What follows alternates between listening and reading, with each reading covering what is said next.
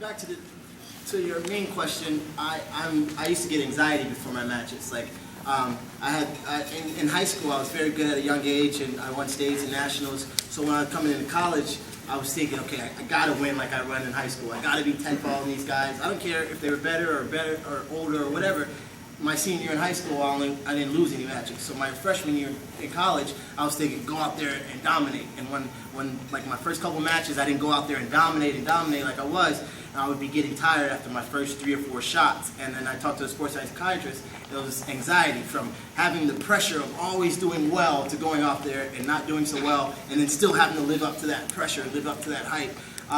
I used to, just gas out. I can go for hours in the wrestling room, back-to-back wrestle all the guys, and then I would go out there on the mat, take one shot, and be gassed, just dying, not even oxygen-wise, but just mentally, already within the first 10 seconds. So what I did was, I mentally prepared myself. I did slow music. I do a lot of, R&B before my matches, because if I'm listening to like rap, kill, I get out there and I'm just like, oh, let's go do it, And I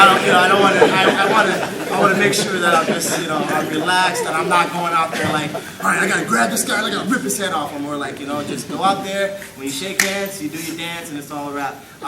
Like he said, about 45 minutes leading up to it, I get a nice sweat going, but nothing too aggressive. I don't like to burn myself out before a match. I do get to that point where my lungs burn, like that 1 or 2 like deep burns, and then I'm done. I like to go sit down and relax, and I'm a mental guy. I know that if I step on the mat, that guy can't physically touch me, so I want to make sure that I'm mentally all there.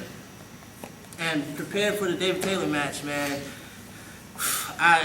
You guys, some of you know and some of you don't know, but the amount of weight and pressure that was on that match, I felt like I had, and being that it was in Philly, a crowd that used to root for me, being the Pennsylvania guys, and I was a Penn State captain, I had a lot that could have been weighing on my mind, and the only thing that I was really thinking was to go, to me, I'm a senior in college, my 5th year, it was to go the last 7 minutes like you never have before. I didn't care if I pinned them in the first or we were late in the third. I was going to go 7 minutes and walk off the mat with my lungs on the mat. Like I was just going to, in my head, before the match, I was backstage and I was just like, it's your last 7 minutes. It's your last 7 minutes. And that's the only thing that I kept thinking. I felt like if I wrestled the way I wanted to wrestle with no regrets or no nothing for the last 7 minutes, I didn't feel like anybody in the country could touch me.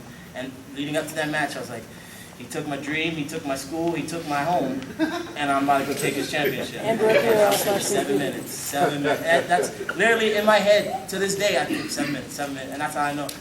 Had 7 minutes in me to go. So that's out there.